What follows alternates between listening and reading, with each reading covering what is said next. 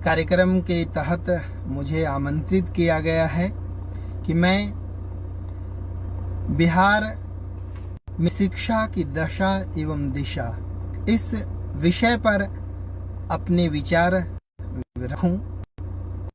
मैं सबसे पहले यहाँ पे इस फेसबुक मंच पे उपस्थित श्रोता हैं, आप सभी को नमस्कार करता हूँ और अपना वक्तव्य करता हूँ। ओम यं मेधां देवगणः पितरस्य उपासते तया मामद्य मेधयाग्ने मेधाविनं कुरु।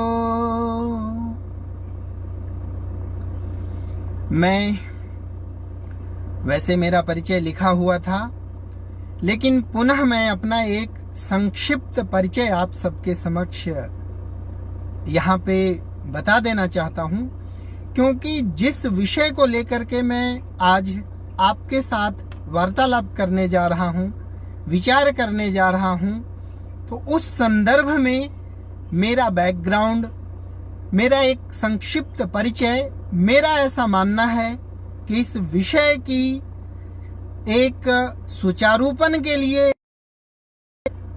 एक तरह से सफलता के विषय पे जो चर्चा हो रही है उसके लिए आवश्यक है।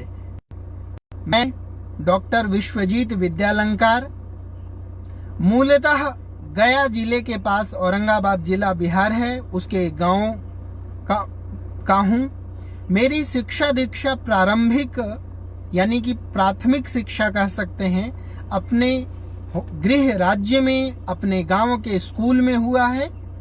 उसके पश्चात मैं परंपरागत पद्धति से चलने वाले गुरुकुल जो हमारे भारतवर्ष में है, उस गुरुकुल में, जो कि जिला जालंधर पंजाब के करतारपुर नामक स्थान में है, उसमें मेरी शिक्षा दीक्षा आगे की हुई है।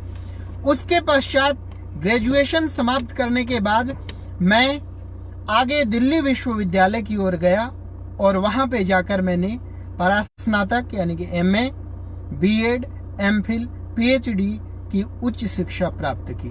तदनंतर मैंने दिल्ली विश्वविद्यालय के जाकिर हुसैन कॉलेज, जिसका कि मैं छात्र भी था, वहीं से मैंने अपना अध्यापन का कार्य भी प्रारंभ किया। उस महाविद्यालय में, जो कि मेरा अपना महाविद्यालय था, उसमें मैंने 1 वर्ष तक पढ़ाया।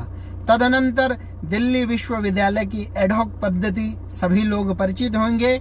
उस पद्धति के कारण वहां से मेरा स्थानांतर कहें या समझे कि वहां से छोड़ने के बाद जब वो पोस्ट समाप्त हो गई, तब मैं कालिंदी विश्व कॉलेज, जो कि दिल्ली विश्वविद्यालय का अंग है और दिल्ली के पटेल नगर में है, वहां पे मैंने 2016 से लेकर के 2019 जुलाई सितंबर तक मैंने वहां पे अपना अध्यापन किया। तदनंतर मैं मुंगेर विश्वविद्यालय के अंतर्गत RD&DJ कॉलेज, जो कि 1898 ईस्वी में स्थापित है, ऐसे गौरवशाली महाविद्यालय में संस्कृत विभाग में मुझे नियुक्त होने का मौका मिला। अब वहीं पे अपनी सेवाएं दे रहा हूं, संस्कृत के लिए और शिक्षा जगत के लिए, दोनों के लिए मैं अपनी सेवाएं वहीं पे दे रहा हूं। आज मुझे इस मंच पर बिहार की शिक्षा की दशा एवं दिशा इस विषय पे बात करने की जब चर्चा की गई है, मुझे आमंत्रित किया गया है, तो मेरा ये प्रयास होगा कि मैं इसे बिंदुवार एक एक टॉपिक के माध्यम से मैं इसे पूरा करने का प्रयास करूंगा और कोशिश करूंगा कि जितने भी इसमें उदाहरण दूं या जितने भी अनुभव दूं, वे सारे के सारे अनुभव वास्तविक हों। उसमें जरा सा भी कोई, एक तरह से कहें तो वो एक काल्पनिक कथा नहीं हो, हकीकत हो, वास्तविकता हो। इसी विषय को लेकर के मैं उपस्थित हुआ हूं। देखिए, मैं बिहार का हूं, मैं इस प्रांत का निवासी हूं। ये मेरे लिए सबसे पहले गर्व का विषय मेरे लिए भी है और जितने भी इस बिहार प्रांत के निवासी हैं उन सबके लिए ये गर्व का विषय होना चाहिए। और क्यों गर्व का विषय होना चाहिए, मैं शिक्षा पे बात करूंगा, लेकिन उससे पहले आपको बिहार के शैक्षणिक या राजनीतिक इतिहास पे आपको जाना होगा। किसी को बताने की जरूरत नहीं है, सभी आप लोग शिक्षाविद हैं, सभी लोग जानते हैं कि बिहार एक गौरवशाली प्रदेश रहा है। यहाँ नालंदा, विक्रमशिला जैसे विश्वविद्यालय रहे हैं, जहाँ के शिक्षण संस्थानों में प्रवेश के लिए लोग तरसते थे। सेवा कार्य करके द्वारपालों के द्वारे पूछे गए प्रश्नों के जवाब नहीं बनते थे उनसे, ताकि उससे अंदर की एंट्री हो सके। लेकिन आज उसके पश्चात आज की समस्या और एक पुरातन समस्या, तो हम लोग क्या करें? प्राचीन काल के गौरवशाली इतिहास को लेकर के अभिमान करें या स्वाभिमान करें, या वर्तमान की दशाओं को लेकर के, जो कि शिक्षा की दृष्टि से पूरे देश का सबसे पिछड़ा राज्य है। लेकिन इसमें भी एक महान आश्चर्य है, पूरे देश के शिक्षण संस्थानों में सबसे ज्यादा सफलतम विद्यार्थी, देश के सबसे उच्च स्तर के परीक्षाओं में सबसे ज्यादा सफल होने वाले अभ्यर्थी इसी बिहार राज्य के हैं। लेकिन फिर भी आश्चर्य देखिए कि बिहार शिक्षा की दृष्टि से पिछड़ा हुआ राज्य है। अगर मैं राजनीतिक वर्चस्व की बात करूं, तो चाहे आप मौर्य वंश को ले लें, गुप्त वंश को ले लें, किसी भी वंश को ले लें, यहाँ का साम्राज्य, बिहार के मगध का साम्राज्य ले लें या पूरे बिहार का साम्राज्य ले लें, पूरा विश्व जानता था यहाँ के शासकों की दृढ़ता, यहाँ के शासकों की शासन कुशलता विश्वव्यापी थी। लेकिन आखिर क्या कारण रहे? उन कारणों को तो हम सभी इतिहास में पढ़ रहे हैं, जान रहे हैं, लेकिन मूल विषय है वर्तमान का। क्योंकि हम लोग कल की चर्चा क्यों करें? कल क्या हो रहा था, कल क्या होगा, इसकी चर्चा हम लोग क्यों करें? हमें आज की बात करनी है, आज के बारे में हमें सोचना है, आज के बारे में।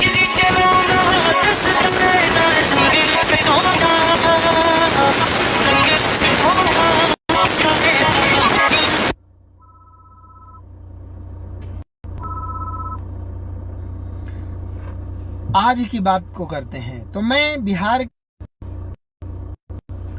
तकनीकी क्षमा करें, हाँ, मैं बिहार की शिक्षा व्यवस्था की बात कर रहा था।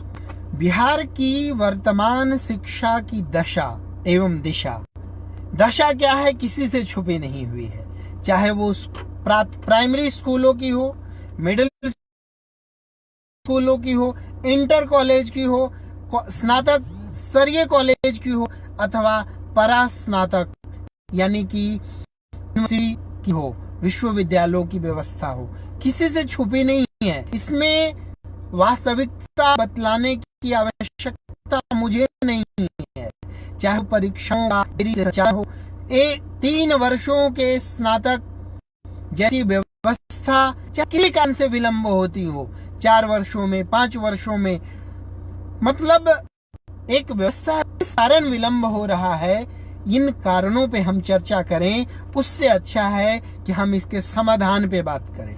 तो मैंने कोशिश की है कि बिहार की शिक्षण व्यवस्था की दशा दिशा को बदलने के लिए यहाँ पर भी दिल्ली या अन्य जहाँ पे श्रेष्ठ शिक्षण संस्थान हैं और वहाँ पे कार्यरत जितने भी प्राध्यापक हैं, उनमें अगर प्रतिशत देखा जाए तो हमारे अपने बिहार राज्य का बहुत ही अधिक है। छात्रों की तो संख्या उससे भी अधिक है।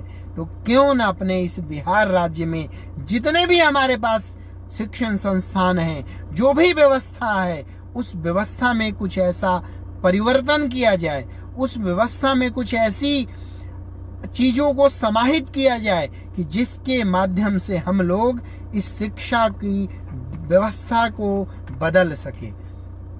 आज मैं इस दृष्टि से 11 बिंदुओं पर चर्चा करूंगा। वो 11 बिंदुओं के आधार पे मैं प्रयास करूंगा कि यहाँ की शिक्षण व्यवस्था को अच्छे से बनाया जा सके, अच्छा किया जा सके। सबसे जो पहली बात है, पहली बिंदु है जो मैंने अपनी दृष्टि से सबसे पहला चयन किया है, वो है हमारा आत्मविश्वास। इस प्रदेश के चाहे वो छात्र हों, चाहे वो यहाँ के शिक्षक हों, चाहे यहाँ के समाज के लोग हों या यहाँ के राजनेता हों, सबसे पहले उनमें आत्मविश्वास की आवश्यकता है। सबसे पहले उनको अपने अंदर आत्मविश्वास जगाना होगा। अगर हमारे अंदर आत्मविश्वास है तो एक सामान्य बच्चा, आप देखिए कि कलाम अब्दुल कलाम बन जाता है। अगर हम दूसरी दृष्टिकोण से लगन की बात करें तो आप अपने यहाँ दशरथ मांझी की कथा जानते हैं। हजारों उदाहरण हैं। यूपीएससी की परीक्षाओं को, आईआईटी परीक्षाओं में सफल होने वाले अभ्यर्थियों के जब साक्षात्कार को आप लोग पढ़ते हैं तो देखते हैं कितना आत्मविश्वास था उनमें, और उस आत्मविश्वास से युक्त होकर उन्होंने कितनी बड़ी सफलता प्राप्त की। तो सबसे पहले छात्रों में भी आत्मविश्वास होना जरूरी है। नकारात्मकता बिल्कुल नहीं आना चाहिए कि हम लोग ऐसा नहीं कर सकते क्योंकि हम लोग बिहार राज्य के निवासी हैं, क्योंकि हम लोग बिहार राज्य में रहते हैं, क्योंकि यहाँ पे संसाधन कम है। अरे संसाधन का रोना धोना हम लोग रोएं, जरूरी है संसाधन भी, मैं मना नहीं कर रहा हूँ। बिना संसाधन कार्य करना बहुत मुश्किल कार्य है। लेकिन आप याद कीजिए, अपने ही बिहार में शैक्षणिक एक राज्य का, पूरी राज्य का जो कि बहुत ही बड़ा वर्चस्व था नंद वंश का, उसका एक ब्राह्मण ने अपनी प्रतिज्ञा करके, ब्राह्मण में से एक अध्यापक था चाणक्य, उसने धीरे धीरे संसाधन जुटाते जुटाते एक मौर्य साम्राज्य खड़ा कर दिया, भारत को एक सूत्र में पिरो दिया। ऐसा आत्मविश्वास लाना होगा हमें अध्ययन के क्षेत्र में। और आत्मविश्वास की कमी है ऐसा भी नहीं मानता हूं, चाहे आप सभी हैं या मैं हूं। दिल्ली विश्वविद्यालय में मैं रहा हूं, दिल्ली में या अन्य राज्यों में आपने देखा होगा, दिल्ली में अगर कभी आप पटेल चेस्ट चले जाइए, मुखर्जी नगर चले जाइए, कि या किसी भी महाविद्यालय के छात्रों से बात कीजिए, उनका आत्मविश्वास देखिए। चाहे संसाधन की कमी हो, लेकिन आत्मविश्वास की बिल्कुल कमी नहीं है।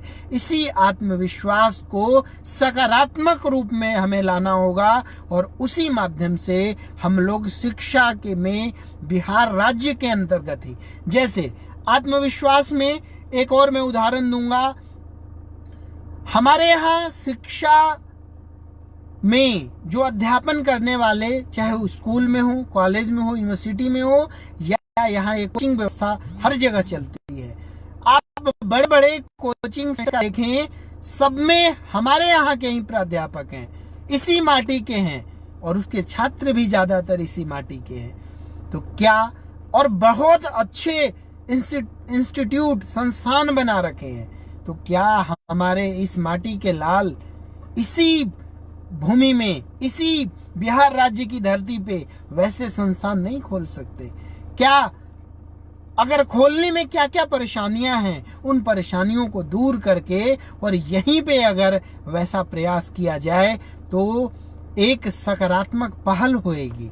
जितने भी हमारे प्राध्यापक हैं, मेरे जैसे हैं या और आपके जैसे हैं, जितने भी यहाँ विद्यार्थी हैं, जो भी पहल करते हैं, मैं स्वयं गवाह हूं, आप भी गवाह हैं, इस राज्य का प्रत्येक नागरिक गवाह है। परेशानियां बहुत हैं संसाधनों के लिए, अन्य चीजों के लिए आत्मविश्वास डगमगाता है, लेकिन हम दूसरी जगह जा रहे हैं।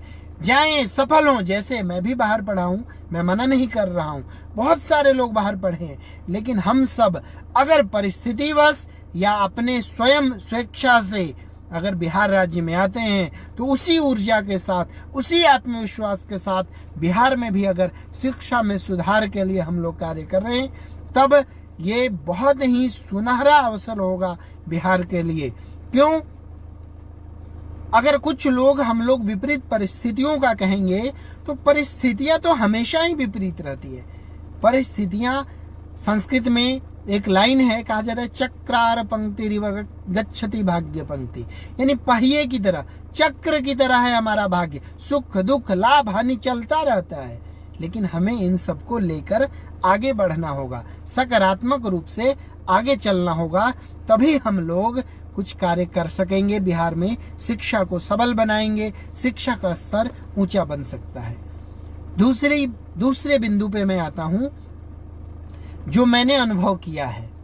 हो सकता है किसी को ये आलोचना लगे, लेकिन मैं आलोचना नहीं कर रहा हूं किसी की। हो सकता है कि उनकी परिस्थिति वैसी रही हो, लेकिन जहां तक मैंने अनुभव किया है और आप सब भी कर रहे हैं, मैं किसी की आलोचना नहीं कर रहा हूं, किसी की निंदा नहीं कर रहा हूं। मैं भी देख रहा हूं, मैं भी पिछले सितंबर से मैं यहाँ पे शिक्षण कार्य कर रहा हूं, मैं सारी परिस्थितियां देख रहा हूं। हो सकता है कि यहाँ जिन्होंने अपने जीवन लगा दिया, जितनी मेरी उम्र है उतना उनका अनुभव है, वे और भी बहुत सारी उन परिस्थितियों को जानते हूं। लेकिन मेरी प्रार्थना है सभी छात्रों से, सभी प्राध्यापकों से और इवन समाज के जितने भी लोग हैं, उन सबसे प्रार्थना है कि स्कूल हो, कॉलेज हो या विश्वविद्यालय हैं, जब तक छात्रों की उपस्थिति नहीं हो पाएगी, जब तक वो वहां पे उपस्थित नहीं होंगे, अध्यापन कार्य कैसे होगा।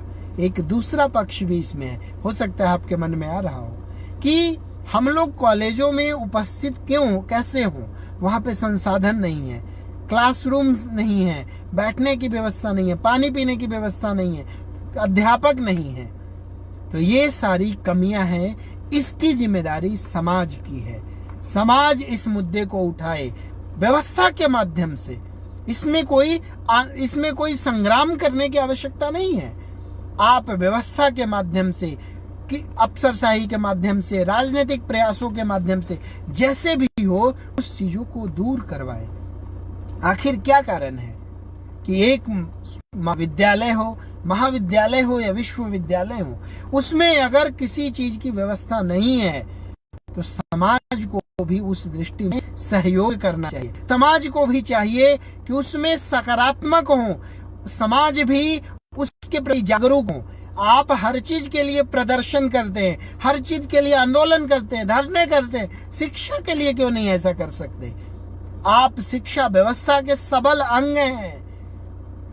शिक्षण व्यवस्था में छात्र अध्यापक ही नहीं, गार्जियन यानी कि समाज भी एक मुख्य अंग है। आपको भी इस व्यवस्था पे ध्यान रखना होगा कि छात्र निरंतर कैसे उपस्थित रहे, अध्यापक महाविद्यालय में निरंतर कैसे उपस्थित रहे, कैसे निरंतरता से शिक्षण कार्य कर सके। इसमें छात्रों को भी आगे आने की आवश्यकता है, अध्यापकों को भी आगे आने की आवश्यकता है, प्रशासन को भी आगे आने की आवश्यकता है। अगर कोई कष्ट है, कोई बाधा है, तो उसको दूर करना होगा। राजनीतिक परिदृश्य जो भी हो, उनको भी राजनीतिक इच्छा शक्ति भी होनी चाहिए और उसके लिए समाज ये कार्य कर सकता है, इसमें योगदान दे सकता है।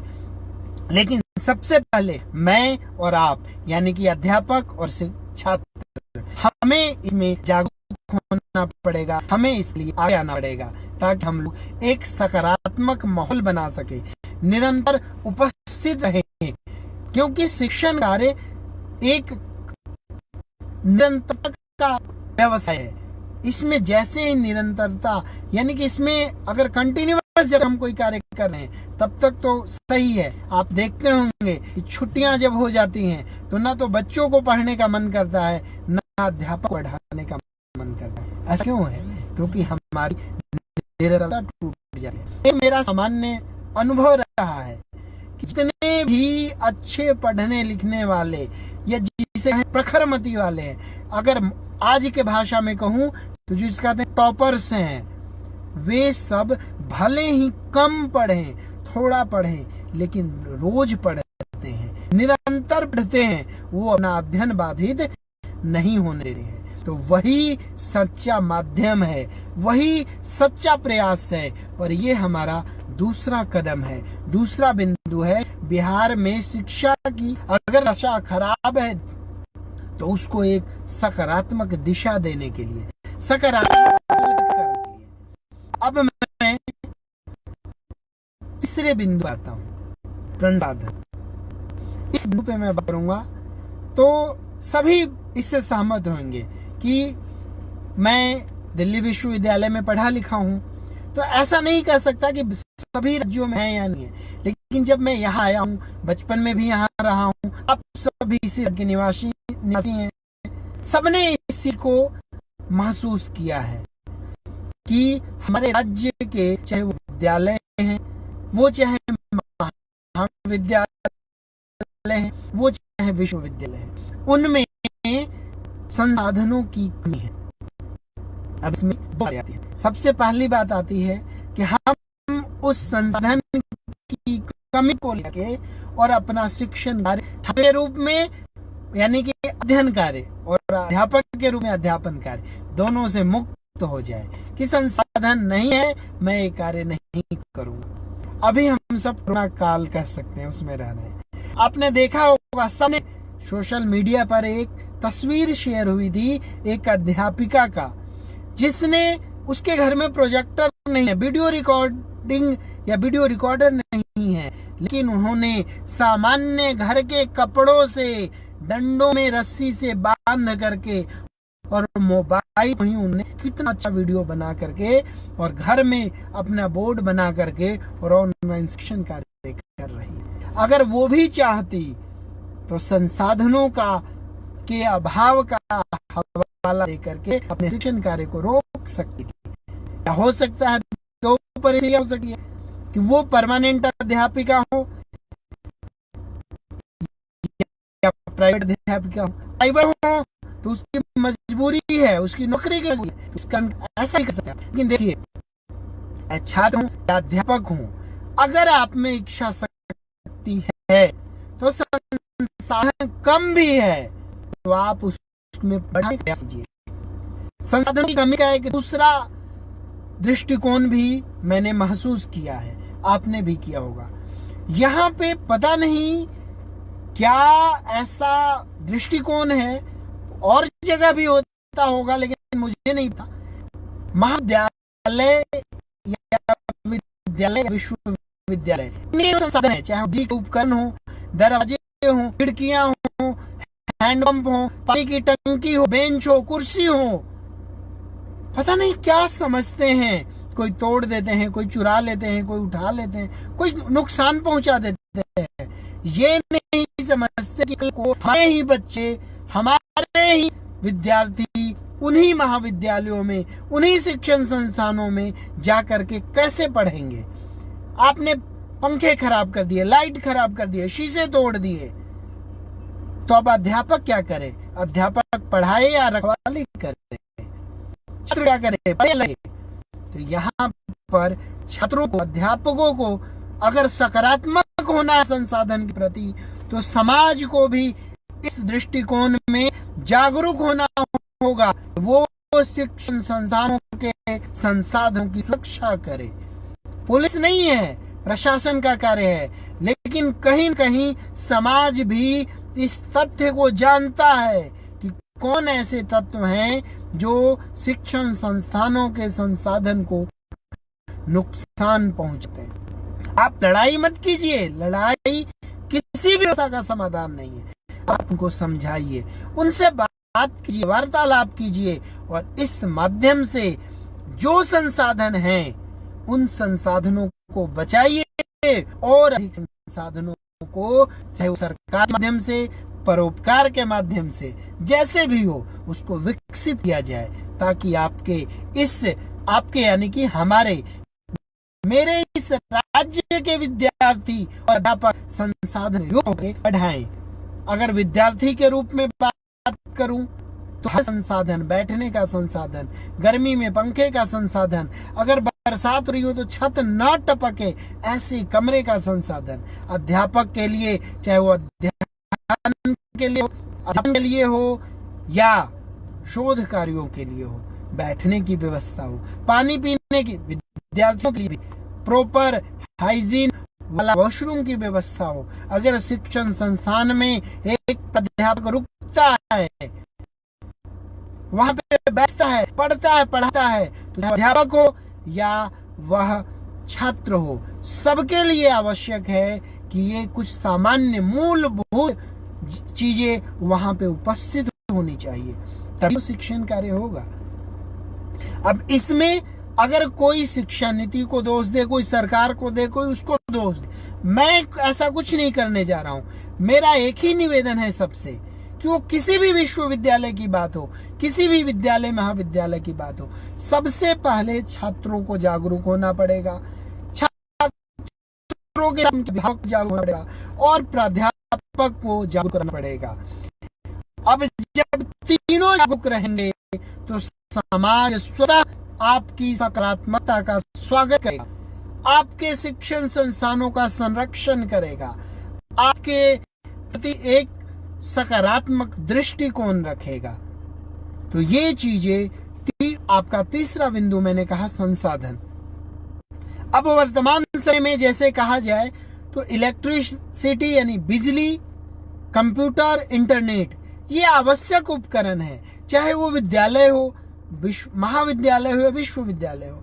अगर ये इन चीजों की वर्तमान में भी अगर कमी है तो वहां के छात्र हों, शिक्षक हों, कैसे करेंगे शिक्षण कार्य? तो ये इन सब बातों पे हमें ध्यान रखना होगा, ये हमारे लिए आवश्यक कारक है। अब मैं चतुर्थ बिंदु पर आता हूँ, चौथी अवस्था पे आता हूँ जिसके माध्यम से शिक्षा कार्य में सुधार हो सकता है, और वह है मेरी दृष्टिकोण में सेवा का कार्य।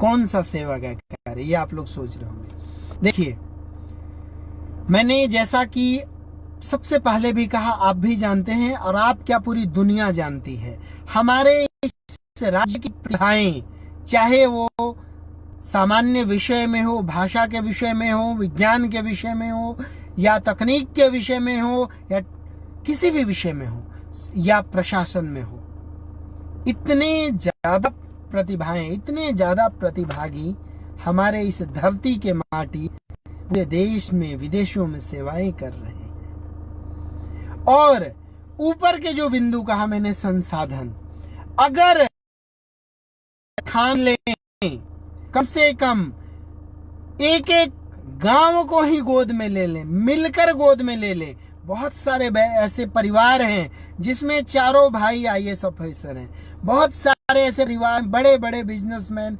हैं, बहुत सारे ऐसे राजनेता हैं, बहुत सारे यहाँ पर सफलतम चिकित्सक हैं। आज की दृष्टि से कमी नहीं है, कमी है तो इच्छा शक्ति की।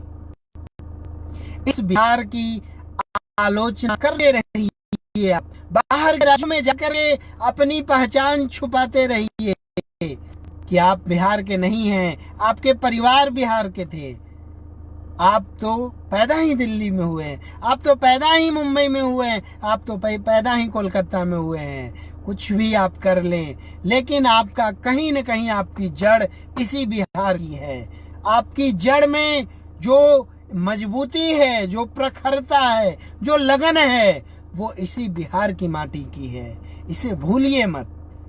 अगर ऐसे सभी लोग जो इस माटी के लाल हैं वो ठान ले, मैं देखिए इसके दूसरे पक्ष को भी जानता हूँ, कितना आसान नहीं है, यहाँ का वातावरण में इसे विकसित करना आसान नहीं है, लेकिन अगर आप ठान लेंगे, आप दशरथ मांझी की तरह ठान लीजिए कि आपको अपने गांव का महाविद्यालय में सारी व्यवस्थाएं देनी है, और व्यवस्थाएं देकर निश्चिंत नहीं हो जाइए।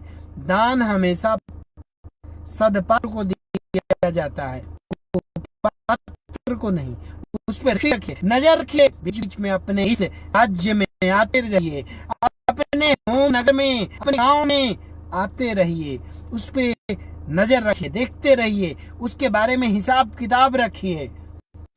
अगर हम सब, आप सब मिल करके एक योगदान करें तो इस राज्य की शिक्षा में आमूलचूल परिवर्तन हो सकता है। जैसे वर्तमान समय में ऑनलाइन व्यवस्था चल रही है, कोरोना काल व्यवस्था में एक क्रांति कर दी है, तो चाहे वो आईआईटीज हो, प्रशासनिक सेवा के पदाधिकारी या सफलतम कैंडिडेट ले जिनको चिता के सेवा, अगर आप 1 घंटा ही दे, वर्तमान समय को ही ले ले, आप 1 घंटा दे, साप्ताहिकी दे, मासिक दे, मंथली दे, ईयरली दे, 7 दिन दे कि 7 दिन मैं उस महाविद्यालय में जाकर के अपनी सेवाएं दूंगा, पढ़ाऊंगा, बच्चों को मार्गदर्शन दूंगा, ऑनलाइन मार्गदर्शन दूंगा, ऑफलाइन मार्गदर्शन दूंगा, पैसे के माध्यम से संसाधन उपलब्ध कराऊंगा। तो इस माध्यम से भी, इस सेवा कार्य से भी शिक्षा में बहुत ही ज्यादा, जैसे अभी मैं महाविद्यालय से, आप सब जिस महाविद्यालय को आप देखिए उसके एलुमनाई को बहुत सफलतम कैंडिडेट्स हैं, लेकिन उनका अपने राज्य के प्रति क्या योगदान है, अपने गांव के प्रति क्या योगदान है, अपने विद्यालय के प्रति क्या योगदान है, उस पे दृष्टिपात कीजिए। तो ये मैं किसी नहीं कर रहा हूँ, आप लोग ये मत समझिए कि मैं इस भाव में बोल रहा हूँ। मेरी आप सबसे विनम्र प्रार्थना है, निवेदन है, जो भी ऐसा सुन रहे हैं, कि अगर हम सब या आप जितने भी सफलतम कैंडिडेट्स हैं, अगर इस राज्य के शिक्षा संस्थानों में शारीरिक, मानसिक, बौद्धिक, आर्थिक किसी भी दृष्टि से जिससे आप सहमत हो, अगर योगदान करेंगे तो एक शिक्षा में, बिहार के वातावरण में बहुत ही सकारात्मक परिवर्तन हुआ।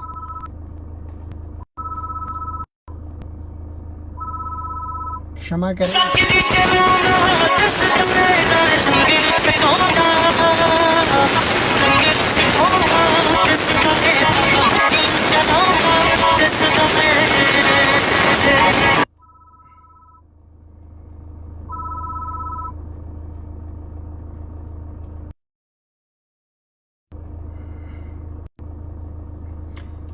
अब मैं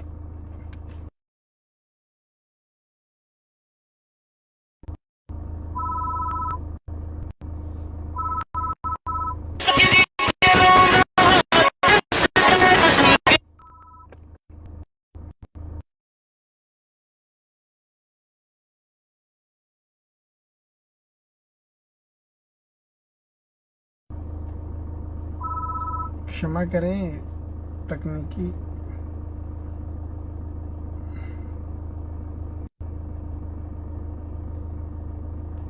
हाँ, तो मैं बात कर रहा था सेवा कार्य, जो चतुर्विद में बात कर रहा था कि इस तरीके से भी बिहार के शिक्षा व्यवस्था में एक सकारात्मक परिवर्तन लाया जा सकता है। मैं बात कर रहा था सकारात्मक परिवर्तन की, यानी कि यहाँ के जो मूल निवासी हैं, जो सफलतम अभ्यर्थी कह सकते हैं या इस धरती के लाल हैं, वे भी अपने सहयोग के माध्यम से एक सकारात्मक परिवर्तन ला सकते हैं। मैं करने जा रहा हूं और वह बात है सकारात्मकता का प्रसार। अपने इन 6-7 महीनों का एक अनुभव है मेरा कि अगर शिक्षा में सुधार, कक्षा में सुधार, डेली कक्षा यानी डेली क्लासरूम व्यवस्था जो सिस्टम है उसमें सुधार, परीक्षा व्यवस्था में सुधार, किसी भी विषय में अगर हम सुधार या कुछ सकारात्मकता की बात करते हैं तो ज्यादातर लोग, या तो यहाँ की व्यवस्था ऐसी रही है जिसके कारण से उनका एक ही जवाब होता है कि यहाँ पे ऐसा नहीं हो पाएगा क्योंकि ये बिहार है, दिल्ली नहीं है। ये भावना यहाँ से कब समाप्त होएगी? कौन समाप्त करेगा इस भावना को? परीक्षा है, चाहे विद्यार्थी हैं, मैं आप सबसे भी निवेदन कर रहा हूँ, प्रार्थना कर रहा हूँ, या उनके अभिभावक हैं, परीक्षा चल रही है और वो नकल कर रहे हैं, अभिभावक नकल करवा रहे हैं और बड़े ही विश्वास के साथ आप क्लासरूम में प्रवेश कर जा रहे हैं। अगर आपको रोका जाता है तो कहते हैं यहाँ तो सब ऐसा चलता है, ये बिहार है। तो ये ऐसा कब तक चलेगा? आप शिक्षण व्यवस्था को, चाहे विद्यार्थी हैं या चाहे अध्यापक हैं या चाहे आपके समाज के हैं, शिक्षा व्यवस्था के प्रति आपको सकारात्मक होना पड़ेगा। चाहे वो बिहार है या बिहार का एक छोटा सा गांव है, जो व्यवस्था एक शिक्षा में होती है, चाहे वो शिक्षक के लिए हो या छात्र के लिए हो, उस अनुशासन में हम सबको रहना पड़ेगा और उसमें सबको सहयोग देना पड़ेगा। आप सोचिए कि एक विद्यार्थी जिसने एक महाविद्यालय में प्रवेश लिया, एडमिशन लेने के बाद ना तो वहां के किसी अध्यापक को जानता है, ना पहचानता है, ना कक्षा लेता है, केवल परीक्षा देने जाता है और पास भी हो जाता है। ऐसी प्रतिभाएं, मैं प्रतिभाएं शब्द यूज कर रहा हूं, डिग्रियों को लेकर के, जिन्होंने एक दिन भी कक्षा में उपस्थित रहकर विषय को पढ़ा ही नहीं, समझा ही नहीं। अब चाहे जो भी कारण रहा हो, आप महाविद्यालय में नहीं गए और कह रहे हैं कि ऐसी व्यवस्था ही यहाँ चलती है, तो ऐसी प्रतिभाएं, ऐसी हमारी पीढ़ियां आगे जाके क्या करेंगी? किस परीक्षा में उत्तीर्ण हो पाएंगी? किस व्यवसाय में लग करके और एक अच्छा परिणाम देंगी? जिसने उस विषय को पढ़ा ही नहीं, जाना ही नहीं और उस विषय से संबंधित पद पर जाकर के सेवा करने लगे, नौकरी करने लग गए, तो क्या करेंगे? ये मैं सोचता हूं। और ऐसी व्यवस्थाएं यहाँ निरंतरता से चल रही है। वो क्यों चल रही है? वो व्यक्ति का दोष है, समाज का दोष है, राजनीति का दोष है, या जिसका आप दोष माने, लेकिन यहाँ ये व्यवस्था चल रही है। मैं उस व्यवस्था में परिवर्तन कैसे होगा ये तो नहीं जानता, लेकिन एक अध्यापक होने के नाते मेरा निवेदन, मेरा प्रार्थना केवल विद्यार्थी, अध्यापक एवं उनके अभिभावकों से। क्यों? अगर मैं कहूं कि राजनीतिक दृष्टि से राजनेता ऐसा करेंगे, तो मैं राजनेता नहीं हूं, न ही मैं नीति नियंता हूं। उसमें किस दृष्टि से सुधार होगा वह कार्य उनका है, लेकिन एक अध्यापक के रूप में मैं निवेदन कर सकता हूं कि इस दृष्टिकोण को बदलिए। अगर किसी महाविद्यालय, किसी विद्यालय में या किसी भी शिक्षण संस्थान में कोई भी सकारात्मक होता है, हल्का सा भी सकारात्मक कार्य होता है, एक थोड़ा सा भी कार्य होता है, आप उसकी प्रशंसा, उसको प्रोत्साहित कीजिए, उसका मजाक मत बनाइए, उसकी टांग मत खींचिए आप कि कहाँ इस राज्य में करने। अरे शिक्षण संस्थान तो वही है, वही महाविद्यालय, वही विद्यालय, तो क्या यहाँ पे ऐसा कार्य नहीं हो सकता है? यहाँ पे भी अनुशासनबद्ध तरीके से छात्र क्लास में बैठ सकते हैं, यहाँ पे भी अनुशासनबद्ध तरीके से परीक्षा हो सकती है, यहाँ पे भी कक्षा अनुशासनबद्ध तरीके से हो सकती है। लेकिन केवल मेरे यानी अध्यापक के चाहने से नहीं, केवल विद्यार्थी के चाहने से नहीं, दोनों में एक सामंजस्य होना पड़ेगा। और जब सामंजस्य दोनों में बैठ जाएगा तो फिर संसाधनों की उपलब्धता भी धीरे धीरे अवश्य होती जाएगी। अगर नहीं होती है तो उसकी भी विधि है, उसका प्रोसेस है, आप उसको फॉलो कीजिए, उसको बढ़ाइए। क्यों? क्या यह जैसे सोचिए आप, मेरा बचपन या मेरे जैसे जितने लोग हैं उनका बचपन, यहाँ पे सड़कें बहुत कम थी, बिजली की व्यवस्था नहीं थी, आज सड़कें चारों तरफ जाल जैसी बिछ गई। कैसे बिछी? किसी ने तो इस दृष्टि में सोचा होगा, किसी ने तो इस दृष्टि से विचार किया होगा, तभी तो ये कार्य हुए। बिजली घर में पहुंची तभी तो ये पहुंची। तो ऐसे ही अगर क्यों ना स्कूल की व्यवस्था हो, बड़े गर्व करते हैं पुराने लोग, चाहे हमारे दादा के उम्र के हों, पिता की उम्र की हों, गुरु हों, बहुत गर्व होता है उनको, मैं सरकारी विद्यालय में पढ़ करके और ये कार्य किया। तो आज वो अभिमान क्यों क्यों नहीं जाया सकता? अब जिसकी भी कमी है, अगर छात्र की कमी है, प्राध्यापक की कमी है, अध्यापक की कमी है या व्यवस्था की कमी है, तो इसमें छोड़ करके नहीं, आज से ही परिवर्तन लाना होगा। इस दृष्टि में जागरूक करना होगा। अब इंटरनेट का जमाना, अगर कोई कहे कि हमें सूचना नहीं है, हमें इस विषय में ज्ञान नहीं है, तो या झूठ बोल रहा है या वो वर्तमान सदी का ही नहीं है। क्यों? क्योंकि समाचारों के माध्यम से, इंटरनेट के माध्यम से, सोशल मीडिया के माध्यम से हर कोई अपडेट सब तक चंद मिनटों में पहुंच जाती हैं। तो आप इस अवस्था में क्यों नहीं योगदान करते? आप शब्द मेरा केवल आपके लिए नहीं है, मेरे लिए भी है। मैं भी साथ जाने वासी हूँ। मेरा दायित्व है इस संसाधनों के प्रति, इस समस्त कार्य के प्रति निरंतरता से बना रहूं। क्योंकि इस दृष्टि में अगर मैं बात करूं तो कई बार क्या होता है लिए कि कुछ लोग मौन रह जाते हैं, कुछ लोग उस कार्य को कर सकते थे लेकिन वो मौन रह जाते हैं। वो लोग चाहते ही नहीं कि मैं इस कार्य को करूं, या तो प्रतीक्षा से नहीं बनती। क्यों नहीं बनती? तो उसके लिए चंद लाइन है, उस लाइन को मैं पढ़ना चाहूंगा। मैंने लिया कि डर लगेगा आपको फासला देकर, डर लगेगा आपको फासला देकर, पर बढ़ते ही जाओ रास्ता देखकर। डर लगेगा आपको फासला देखकर, पर बढ़ते ही खुद ब खुद नजदीक आ जाएगी मंजिल, एक का हौसला देखकर। इस दृष्टि को हमें चलना होगा।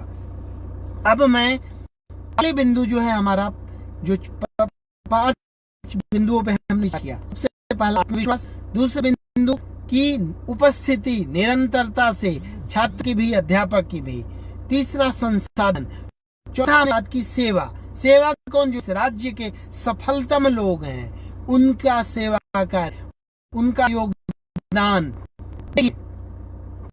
5वें बिंदु सकारात्मकता संसाधनों के प्रति। किसमें सकारात्मकता?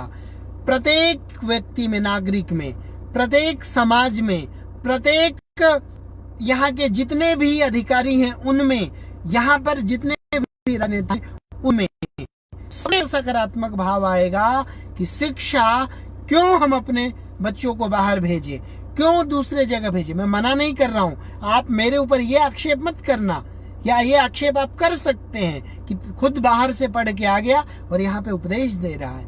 ये परिस्थितियां हैं। अगर यहाँ पे मुझे शिक्षा दे तो मैं क्यों बाहर जाऊंगा पढ़ने के लिए? और दूसरों के लिए भी कहूंगा, संसाधन की भी आपकी बचत होएगी, पैसों की भी बचत होएगी, परिवार के साथ जुड़े रहेंगे आप सब। तो ये सारा कार्य हम मिलकर कर सकते हैं, सकारात्मक दृष्टि से सोच करके हम यहाँ पर कर सकते हैं। अच्छा है, जिसके लिए मुझे बहुत ही ग्लानि होती है, पता नहीं आपको होती हो या नहीं। क्यों? क्योंकि मैं 11 वर्ष से ही इस राज्य से बाहर रहा अध्ययन के कार्य से, और बार बार मैं रामायण की वो पंक्तियां याद करता हूं कि रामायण में जब सोने की लंका जीत लिए श्री रामचंद्र जी, तो लक्ष्मण को कहते हैं कि ये सारा राज्य दो विभीषण को, मुझे नहीं चाहिए। क्यों नहीं चाहिए? तो उन्होंने क्या कहा था? जननी जन्मभूमिश्च स्वर्गादपि गरीयसी। अब क्यों मैं ऐसा कह रहा हूं? एक पीड़ा होती है सबकी, वैसे अपनी व्यक्तिगत जिंदगी है, संविधान ने सबको स्वतंत्रता दी है, मनुष्य होने के नाते सबकी अपनी बौद्धिकता है। मैं इतना, मेरी उम्र है, मेरे से दुगने आप सबके अनुभव है, तो इसको आप कोई भी लोग इसको इस अतिरेक में ना लें या इसको इस व्यंग में ना लें। मैंने अपनी एक पीड़ा बता रहा हूं और शिक्षा की दृष्टि से एक सकारात्मकता का भाव बताने जा रहा हूं कि हम सबको अपने इस राज्य के प्रति, इस जननी के प्रति, जन्मभूमि के प्रति एक गर्व होना चाहिए। ऐसा नहीं होना चाहिए। ऐसा मैं क्यों इस बिंदु को यहाँ लाया हूँ? ये इसलिए नहीं लाया हूँ, ये मैं अपने अनुभवों को लेकर के आया हूँ। और वो अनुभव किसी और का नहीं है, बहुतों का अनुभव है, लेकिन मेरा खुद का अनुभव है। और वो अनुभव दिल्ली के कनॉट प्लेस का है। वहां पर मैं उस दौरान MA कर रहा था, तो दिल्ली के कनॉट प्लेस में मैं समाज हनुमान रोड है साहब गुरुद्वारा के पास, वहां रहता था। उसके आसपास बहुत सारी आदमी तो जिसके वहां रहे हैं, उनमें बहुत सारे ऐसे लोग थे जो कि सेवानिवृत्त यानी कि रिटायर्ड IAS थे। बहुत सारे अच्छे अच्छे उच्च पदों के लोग थे। और सत्संग में मेरी उनसे मुलाकात होती थी।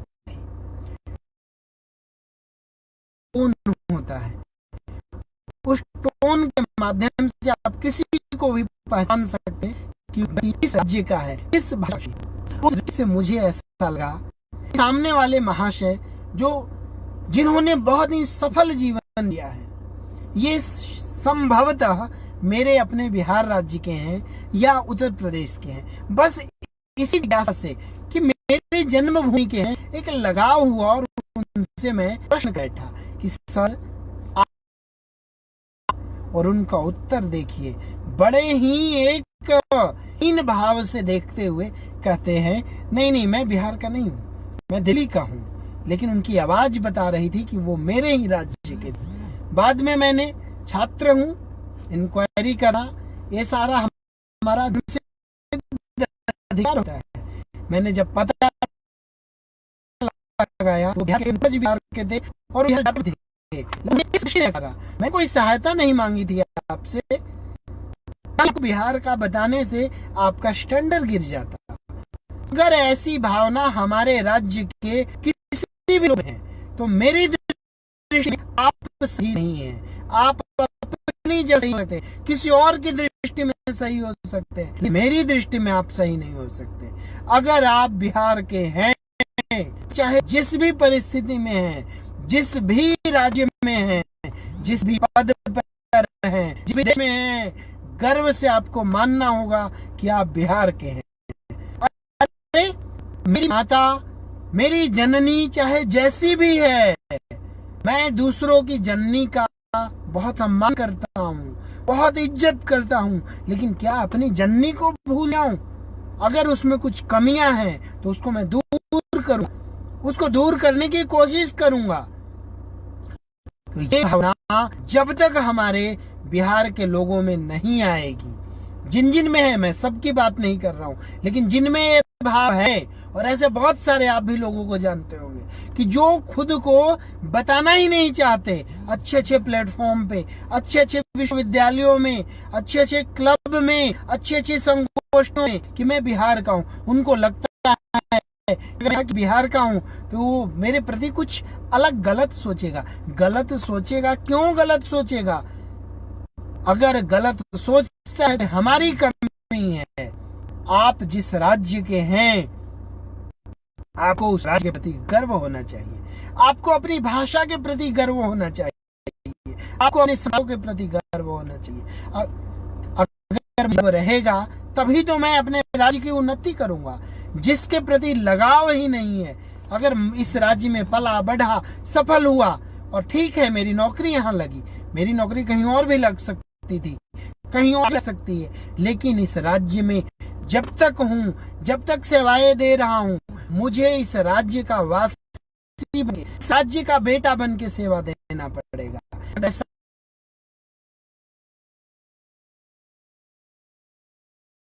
की शिक्षा में परिवर्तन होगा। अब मैं अगले बिंदु पे बात करता हूँ, समाज की भूमिका। समाज की भूमिका पे पहले भी सभी एक दूसरे से जुड़े हुए हैं। देखिए, समाज हमारे यहाँ बहुत, हमारा समाज क्रांति, चाहे स्वतंत्रता का आंदोलन हो या उसके बाद जयप्रकाश नारायण का समाजवाद का आंदोलन रहा हो, या बहुत सारे हमारे इस धरती से होती है। हमारा समाज बहुत ही संघर्षशील है, बहुत ही जागरूक है और बहुत ही ज्यादा सहनशील भी है। लेकिन हर बात के लिए यहाँ पे जागरूकता है, सिवाय शिक्षा। मैं 30 वर्ष का हूँ। इससे पहले जितने भी लोग रहे या जितने हम सब लोग हैं, समाज में शिक्षा को लेकर के कभी वैसा आंदोलन नहीं दिखा, कभी ऐसा जागरूकता अभियान नहीं दिखा जिस अभियान को लेकर के शिक्षा को पारदर्शी बनाए, शिक्षा में परिवर्तन किया जा सके। क्यों? समाज का ये दायित्व नहीं है।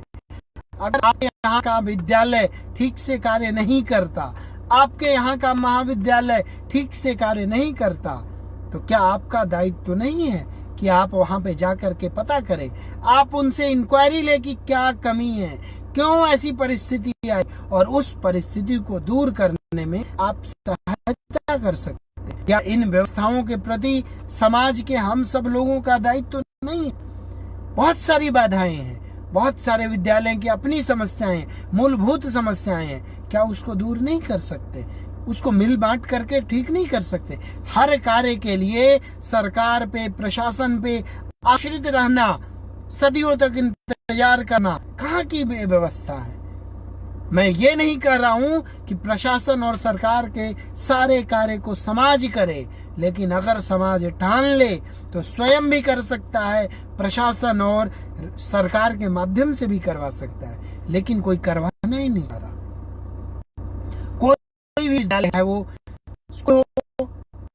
कॉलेज हो या विश्वविद्यालय है, आप सब बाहर जाने को तैयार हैं, लेकिन यहाँ की शिक्षा व्यवस्था में परिवर्तन क्यों नहीं चाहते? आप क्यों नहीं चाहते कि यहीं पे सुधार हो, यहीं पे वो माहौल, यहीं पे उस प्रकार से एक व्यवस्था बने कि दोबारा से लोग नालंदा की तरह इस बिहार में आने के लिए तरस जाएं, इस बिहार के शिक्षण संस्थानों में आने के लिए तरस जाएं। और जो अच्छे संस्थान हैं भी, उन जैसे मैं मुंगेर से महाविद्यालय से, मुंगेर योग के लिए जाना जाता है, मुंगेर में योग का नाम है, और मुंगेर का दूसरा भी है, आयुध फैक्ट्री है, सिगरेट फैक्ट्री है, बहुत सारी चीजें हैं। लेकिन शिक्षा के लिए कब जाना जाएगा? हर इतने पूरा 1917 में पटना विश्वविद्यालय बना था, और जहां तक मुझे स्मरण है दिल्ली विश्वविद्यालय भी उसी समय बना था। दिल्ली विश्वविद्यालय है, पटना विश्वविद्यालय। आखिर किन परिस्थितियों की कमी है? हो सकता है इसमें फंड की कमी हो, लेकिन इतने वर्षों में दोनों विश्वविद्यालय लगभग, मैं हो सकता है गलत भी हूं, लेकिन ध्यान है कि दोनों विश्वविद्यालय 1917-18 उसी दौरान बने थे। तो आखिर इन राजेंद्र किसी विश्वविद्यालय जो समस्तीपुर में संभवतः है, तो ये सारे अच्छे अच्छे शिक्षण संस्थान बिहार में हैं। ऐसा नहीं है कि शिक्षण संस्थानों की कमी है, लेकिन अगर उसमें कमी है तो समाज को जागरूक होकर के और उसी विश्वविद्यालय को, उसी महाविद्यालय को, उसी विद्यालय को एक अच्छा शिक्षण संस्थान के रूप में विकसित करना होगा। विकसित करने में आपको सहयोग करना होगा। तो समाज का भी ये दायित्व है। समाज सोया रहेगा तो ऐसा कुछ नहीं हो सकता है। क्यों? क्योंकि समाज के लिए मैं चंद लाइन कहूंगा कि उसूलों पर आंच आए तो टकराना जरूरी है। उसूलों पर आंच आए तो टकराना जरूरी है, और अगर हम जिंदा हैं तो जिंदा नजर आना भी जरूरी है। आज देखिए, अगर हमारे शिक्षण संस्थान अच्छे रहेंगे तो यहाँ से पलायन बहुत ज्यादा रुक जाएगा, और अगर शिक्षण संस्थान अच्छे रहेंगे तो यहाँ पे विकास भी होगा।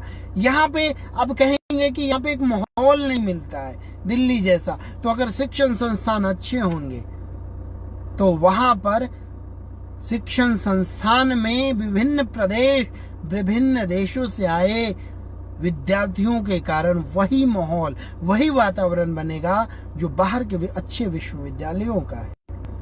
तो ये समाज का भी एक दायित्व है। अब मैं अगली बिंदु पर आता हूं, और वो दायित्व है पुरुषार्थ। और इस मामले में हम सब बहुत आगे हैं। हम लोग, चाहे बिहार का मजदूर हो, बिहार किसान हो, बिहार का सामान्य व्यापारी हो, या बिहार का विद्यार्थी हो, या शिक्षक हो, किसी की भी मैं बात करूं, या राजनेता हो, सभी लोग यहाँ के बहुत ही ज्यादा पुरुषार्थी हैं, मेहनती हैं। गुदड़ी के लाल सचमुच में इस राज्य लोग हैं। छोटी छोटी परिस्थिति, हजारों परेशानियों को रहते हुए भी निरंतर पुरुषार्थ करते हैं। हमारे यहाँ के लोग खाना खाने में, चाहे अगर वो व्यक्ति गरीब है, व्यक्ति अगर पूरे संसाधन नहीं है, सत्तू खा करके, खिचड़ी खा करके, इन पदार्थों को खा करके इस पे जिंदा रहते हैं, और इसी चीजों के एक एक शाम आधे आधे पेट खाना खा करके और IAS जैसी कठिन परीक्षाओं में भी उत्तीर्ण होने का मद्दा रखते हैं। ये हमारे यहाँ परिश्रम की कोई कमी नहीं है, लेकिन फिर भी इस राज्य की शिक्षण व्यवस्था उतनी उन्नत नहीं है। क्यों ऐसी व्यवस्था क्यों है? तो पुरुषार्थ हम लोग करते हैं, बहुत ज्यादा करते हैं पुरुषार्थ, लेकिन हमें सकारात्मक दृष्टि से करना होगा, उसी दृष्टिकोण से करना होगा, इस दृष्टिकोण से सब। क्योंकि देखिए, दिन भर कोल्हू के बैल की तरह खुद को रगड़ते रहना ये भी सही नहीं है, लेकिन हम उस दिशा में प्रयास करें और निरंतरता से करें। एक अगर कोई भी पुरुषार्थ हम लोग करते हैं दिशा में, तो बहुत सारे उसमें एक नकारात्मकता लाने के कारण भी बनते हैं, जैसे भ्रष्टाचार, घूसखोरी, इस तरह की जो व्यवस्थाएं हैं, ये पुरुषार्थ करने वाले, मेहनत करने वालों को पीछे ढकेल देते। तो ये व्यवस्थाएं, ये जो पूरी एक तरह दीमक की तरह सिस्टम को खराब कर रही है, तो ये व्यवस्थाएं खत्म होनी चाहिए। क्योंकि कब तक मेहनत करेंगे? केवल मेहनत करने से ही सब मेहनत करने के साथ, और इन सभी व्यवस्थाओं के प्रति समाज, अभिभावक और राजनीतिक इच्छा शक्ति, प्रशासनिक इच्छा शक्ति को मजबूत बनना होगा। जब ये मजबूत बन जाएंगे तो पुरुषार्थ करने वाले हमारे जितने भी विद्यार्थी हैं, उनमें सफलता का प्रतिशत बहुत ही ज्यादा बढ़ जाएगा।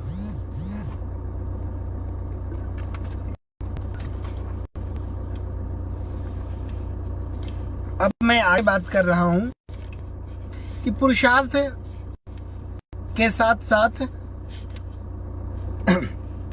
देखिए, पुरुषार्थ के साथ साथ एक और बात है कि मुझे ऐसा लगता है, बाकी आप सबकी इच्छा है, आप सब जैसा इसमें अपनी राय थी। हमारे यहाँ शिक्षा व्यवस्था में परिवर्तन न होने का एक दूसरा कारण भी मुझे दिखाई देता है। यहाँ के पुरुषार्थी भी है, लंबी है, मेहनत भी है, सब कुछ है, लेकिन हो सकता है पूरे देश में ये बात हो, लेकिन ऐसा लगता है कि यहाँ पर दो व्यवस्थाएं बन गई है, एक स्कूली व्यवस्था और एक कोचिंग सिस्टम। दोनों साथ साथ चलते हैं, प्राध्यापक दोनों हैं, लेकिन स्कूल रिजल्ट 0, वहां के विद्यार्थी 0, वहां की उपस्थिति 0। वही कोचिंग सिस्टम 6 बजे, 5 बजे, 5:30 बजे, जो भी टाइम हो, जितने भी घंटों, फीस जितनी भी हो, वो सबके सब भरे हुए हैं। लेकिन सामान्य विद्यालय, सामान्य महाविद्यालय या प्रत्येक महाविद्यालय, प्रत्येक विद्यालय की बात करें, उसमें उपस्थिति नहीं है। ऐसा क्यों है? किसकी कमी है इसमें? क्या उन छात्रों की कमी है या हम अध्यापकों की कमी है? ये हमें विचार करना होगा। हो सकता है इस दृष्टिकोण में कि बहुत सारे व्यवसाय के साधन हो, बहुत सारे लोग इसके माध्यम से व्यवसाय कर रहे हो, उनकी जीविका चल रही हो, लेकिन अब इस पे क्या विचार करें, किस दृष्टिकोण से विचार करें? शिक्षण संस्थान हैं, सारी व्यवस्थाएं हैं, लेकिन दो तरीके से हैं, कोचिंग सिस्टम और दूसरा विद्यालय महाविद्यालय सिस्टम। अब इनमें एक तरफ अनुशासन है, एक तरफ अनुशासन नहीं है, एक तरफ फीस है, एक तरफ फीस नहीं है, एक तरफ दृढ़ता है, समर्पण है, दूसरी तरफ ना तो दृढ़ता है ना ही समर्पण है। तो इस व्यवस्था से हमें निकलना होगा। अब कैसे निकला जाए, किसकी कमी है इसमें, इस पे हमें गंभीरता विचार करना होगा। शिक्षा से भी संबंधित है ये कोचिंग का व्यवसाय, लेकिन अब इसे कैसे हम कहें कि या तो हमें उस दृष्टि को लाना होगा जो कि एक अध्यापक की दृष्टि थी कि अध्यापक कौन था। तो अध्यापक कौन था, उसके लिए मुझे एक लाइन है, वो मैं आपको सुनाता हूँ कि दीपक सा जलता है गुरु, फैलाने ज्ञान का प्रकाश। लेकिन इसका दूसरा दृष्टिकोण देखेंगे हम कि अध्यापक जिस भी दृष्टिकोण से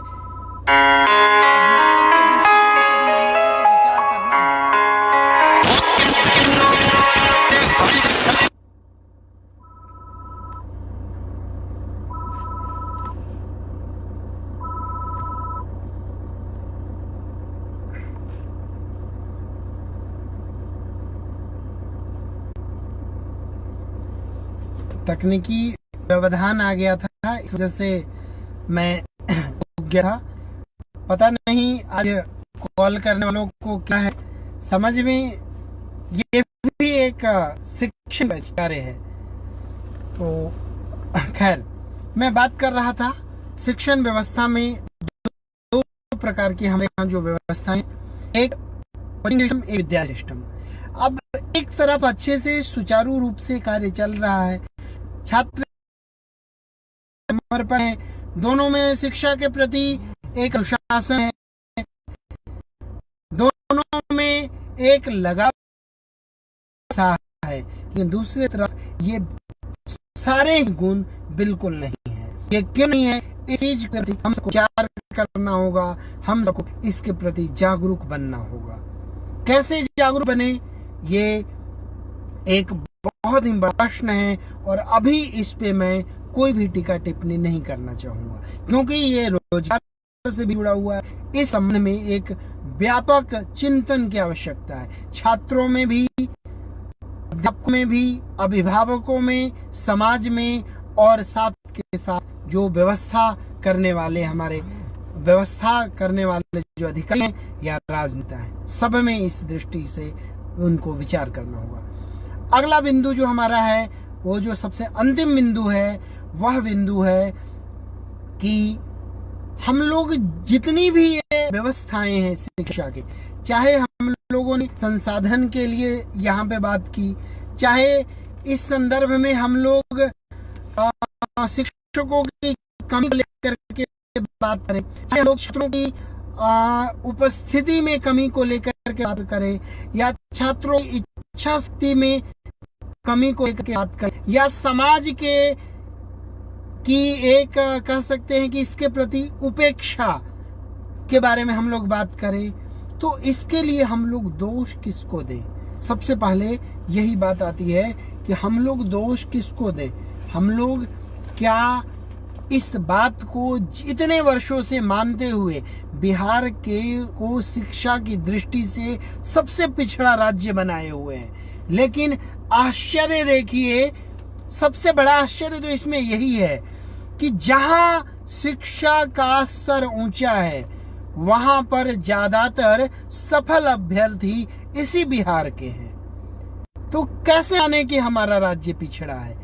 राज्य के शिक्षण संस्थान पिछड़े हैं, राज्य पिछड़ा नहीं है। राज्य के अभ्यर्थी, राज्य के विद्यार्थी, राज्य के सेवार्थी अच्छे अच्छे पदों पर कार्यरत है, हमेशा हर एक परीक्षा में अच्छे सफल परिणाम लाते हैं, लेकिन यहाँ की शिक्षा व्यवस्था से क्यों दूर हो रहे हैं? यहाँ की व्यवस्था में क्यों वो भाव नहीं आता है? हम लोग दोष देते रहे, रोज हम लोग कहते हैं कि यहाँ सुधार हो ही नहीं सकता, यहाँ कोई चीज परिवर्तन हो ही नहीं सकता, बिहार रहने लायक नहीं है, वहाँ कुछ अच्छा हो नहीं सकता। पहला माध्यम ये है, और दूसरा माध्यम ये है कि हम इसी व्यवस्था में परिवर्तन लाएं, इसी व्यवस्था में हम आगे बढ़ें, इसमें सुधार लाएं, और मैं जैसा कि बार बार कहता हूं, सबसे पहले छात्र सकारात्मक बने, फिर अध्यापक सकारात्मक बने, और फिर दोनों मिलकर सकारात्मक बने। दोनों मिलकर के इसमें ताल से ताल मिलाएं, कदम से कदम मिलाकर आगे बढ़े। और जब दोनों मिलकर चलने लगेंगे तब समाज भी आपको अपने साथ लेके चलेगा, या समाज आपके साथ जुड़ जाएगा। और जब जुड़ जाएगा तब मैं एक ही चीज कहूंगा कि उस समय जो आप अनुभव करेंगे वो यही करेंगे कि डर लगेगा आपको फासला देखकर, जो कि मैंने पहले भी कहा, लेकिन बढ़ते ही जाना आप रास्ता देख करके, खुद ब खुद मंजिल आपके करीब आती जाएगी आपका हौसला देख करके। अब हो सकता है आप में से ज्यादातर, चाहे मेरे मित्र हों, विद्यार्थी हों, मेरे अभिभावक तुल्य हों, या इस देश के या इस राज्य के नागरिक हों, जो भी मेरी बात अभी सुन रहे हैं या बाद में सुनेंगे, उनको लगेगा कि बोलना आसान है लेकिन करना संभव नहीं है। तो मैं इसीलिए कुछ मैंने कहा था कि मैं उदाहरण दूंगा और प्रत्यक्ष स्वयं का, प्रत्यक्ष को अनुमान या प्रमाण की आवश्यकता क्या है, मैं अपना उदाहरण ही दे रहा हूँ। मैंने जैसा कि आपको बताया कि मैं RDDJ महाविद्यालय जो कि मुंगेर में है, 1898 का स्थापित है, उस विद्यालय में हूँ। और वहाँ मैं जब जुलाई सितंबर में नियुक्त होने के पश्चात मैंने कॉमर्स विभाग जो के साथ मिल करके और द्विदिवसीय संगोष्ठी का विचार बनाया। बहुत सारी नकारात्मक बाधाएं आई, लेकिन साथ में सकारात्मकता से भरे लोग जिन्होंने हमेशा उत्साह बढ़ाया कि सर आप आगे बढ़िए, हम आपके साथ हैं। और देखते ही देखते वही माहौल, जो माहौल अच्छे विश्वविद्यालयों का होता है, उतने ही संख्या, वैसी ही निरंतरता, वैसा ही उत्साह करके 23-24 जनवरी 2020 गवाह है मुंगेर विश्वविद्यालय, RDDJ विश्वविद्यालय गवाह है इस बात का। वहां पे लगभग 400 लोग प्रतिभागी बने। निरंतर संगोष्ठियों में प्रत्येक जो 10 सत्रों में हुआ था, सभी सत्रों में प्रतिभागी उपस्थित हुए। उन्होंने अपने प्रमाण पत्र पढ़े, सब कुछ किया, कोई बाधा नहीं आई। परेशानियां आई भी तो उसको लोगों ने स्वयं समझ करके उसको या तो इग्नोर किया या उस समस्या को ही हल कर दिया। तो मैं ये नहीं कर रहा हूं, मैं कोई आत्म प्रशंसा या आत्म श्लाघा नहीं कर रहा हूं कि मैंने ऐसा किया। सभी लोग ऐसा कर सकते हैं, सभी लोग बिहार में ऐसा कर भी रहे हैं। मैं क्यों ऐसा बोल रहा हूं? क्योंकि हम लोग अगर सिस्टम को दोष देते रहेंगे, हम लोग व्यवस्था को दोष देते रहेंगे, तब कुछ नहीं होगा। मैं जब दिल्ली में था या जब मैं पंजाब में था, तब भी मैं यही कहता था और आज भी यही कहूंगा कि यहाँ के पढ़ने वाले जितने विद्यार्थी हैं, अगर आप लोग निरंतरता से अपने अपने संस्थान में उपस्थित होंगे तो सभी अध्यापक पढ़ाना चाहते हैं। अगर कोई अध्यापक बने हैं, अध्यापक के पद पे कार्यरत हैं, तो उनकी इच्छा शक्ति केवल अध्यापक ही है। अगर आप वहां पे उपस्थित रहेंगे तो वो आपको पढ़ाएंगे। जब आप उपस्थित ही नहीं रहेंगे तो किसको पढ़ाएंगे? और धीरे धीरे ऐसा क्रम चलता रहेगा, व्यवस्था खत्म हो जाती है। आप उस व्यवस्था में सहयोग बनाइए, और व्यवस्था जब निरंतरता से चलेगी तो कक्षाएं भी निरंतर से चलेगी, परीक्षा भी निरंतरता से चलेगी, परीक्षा में भी अनुशासन दिखेगा, महाविद्यालय में भी अनुशासन दिखेगा, और इस तरीके से हम लोग आगे बढ़ते जाएंगे। और वर्तमान बिहार जो कि शिक्षा की दृष्टि से, शिक्षण संस्थानों की दृष्टि से कोई अच्छा स्थान नहीं रखता इस देश भर में, वो पुनः नालंदा और विक्रमशिला की तरह उन्नत हो जाएगा। यहाँ के विद्यार्थी, यहाँ के अध्यापक, यहाँ के नागरिक सब ऊर्जा से भरे हुए हैं, सब अच्छे अच्छे संस्थानों में कार्यरत, हर एक उच्च पदों पर कार्यरत हैं, व्यवसाय में भी उच्च पदों पर उच्च स्तरीय व्यवसाय करते हैं। हर कहीं भी पिछड़ा नहीं है हमारा बिहार। हमारा बिहार हमेशा आगे रहा है, और ऐसा नहीं कर रहा हूं कि बाकी राज्यों को पछाड़ना है, ऐसा भी नहीं है। हम सब सामान्य रूप से कार्य को करें, अपनी दृष्टि रखें, अपनी सृष्टि करें। और इस तरीके से हम लोग बिहार की शिक्षा व्यवस्था में सुधार ला सकते हैं। चाहे वो कोई भी हो, संसाधन धीरे धीरे स्वतः विकसित होंगे। जैसे एक मैं इसी बात के साथ अपनी विराम दूंगा कि संसाधनों का रोना सचमुच में है, इसमें कोई दो राय नहीं है, लेकिन इसके पीछे कारण है। संसाधन दो कारण है। पहला कारण ये है कि जब उसका उपभोग करने वाला कोई वहां पे आएगा ही नहीं तो कोई भी प्रशासक क्यों संसाधन उपलब्ध कराएगा। हजारों भी हो सकते हैं, लेकिन सैकड़ों तो मैंने देखे हैं। हजारों ऐसे संस्थान हैं कि जहां प्रवेश लेने के बाद कोई झांकने तक नहीं जाता। अब मजबूरियां उनकी क्या है? हो सकता है वो रोजगार कमाने बाहर चले गए हो सकता है वो अपना रोजगार कार्य करता हो, या हो सकता है वो जाना ही नहीं चाहते हैं। लेकिन जो भी कारण हो, विद्यार्थी नहीं पहुंचते हैं। मेरे ऊपर दोषारोपण कर सकते हैं कि नहीं, हो सकता है प्राध्यापकों में भी कमी हो, लेकिन अगर विद्यार्थी उपस्थित निरंतर रहेंगे तो शिक्षक भी पढ़ाएंगे। और शिक्षक अगर दृढ़ इच्छा शक्ति वाले रहेंगे, अनुशासन लागू करेंगे, तब समाज का दायित्व है कि इस अनुशासन को, अनुशासनहीनता करने वाले, उसको तोड़ने वाले, व्यवधान करने वाले, गुंडागर्दी करने वाले लोगों को समाज रोके।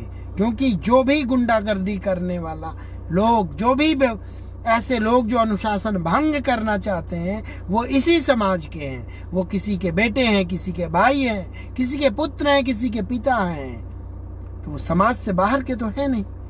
यानी कि अगर समाज ठान ले तो शिक्षण व्यवस्था पुनः यहाँ का एक अच्छे स्तर को प्राप्त कर सकता है। तो अंत में मैं दो छोटी छोटी लाइनें कहूँगा। पहली लाइनें कहूँगा अपने सभी विद्यार्थी के लिए, सभी अध्यापक के लिए, सभी नागरिक के लिए, कि हमारी खामोशी ज्यादा अच्छी नहीं है। हर जगह खामोश रह करके और राज्य की शिक्षा व्यवस्था को आप अच्छा नहीं बना सकते हैं। क्यों नहीं बना सकते? आपकी खामोशी की सजा बहुत बड़ी मिल रही है इस राज्य को, इस राज्य के शिक्षण संस्थानों को। और अगर मैंने कोई बात कही तो हो सकता है बहुत लोगों को चुभ रहा होगा, बहुत लोगों को बुरा भी लग रहा होगा। ऐसा किसी कवि ने भी कहा है कि मेरी यानी कि हमारी खामोशी से उसे कोई फर्क नहीं पड़ता, हमारी खामोशी से उसे कोई फर्क नहीं पड़ता, लेकिन शिकायत में अगर दो लफ्ज कह दूं तो चुभ जाता है। लेकिन अगर सच्चाई है तो उसे सच्चाई कहना पड़ेगा। अगर आप सच नहीं बोलेंगे तो कैसे होगा सुधार? इसलिए आइए हम सब मिल करके, चाहे यहाँ इस शिक्षण व्यवस्था के छात्र हैं, अध्यापक हैं, या समाज है, या प्रशासन है, या राजनेता है, मैं सबसे विनम्र प्रार्थना करूंगा कि सब मिल करके सकारात्मक बने और हम सब अपने मंजिल की ओर, अपने लक्ष्य की ओर बढ़ें और बिहार में शिक्षा का एक अच्छा माहौल उत्पन्न करें। बाहर जाएं हम लोग, मैं मना नहीं कर रहा हूँ, बाहर भी जाएं, लेकिन यहाँ की भी शिक्षा व्यवस्था ऐसी हो कि हम यहाँ पे एक अच्छे स्तर का शिक्षा प्राप्त कर सके। तो मैं इतना ही कहूँगा अंत में कि सोचने से कहाँ मिलते हैं तमन्नाओं के शहर, सोचने से कहाँ मिलते हैं तमन्नाओं के शहर, चलना भी जरूरी है मंजिल पाने के लिए। तो आइए सब लोग मिल करके और इस राज्य की शिक्षा व्यवस्था को पुनः उन्नत करें। एक अध्यापक के रूप में मैं आपके साथ हूँ, विद्यार्थी के रूप में आप सब मेरे साथ आइए और पूरा समाज हमारे साथ आएगा। इसी भावना के साथ ओम शांति शांति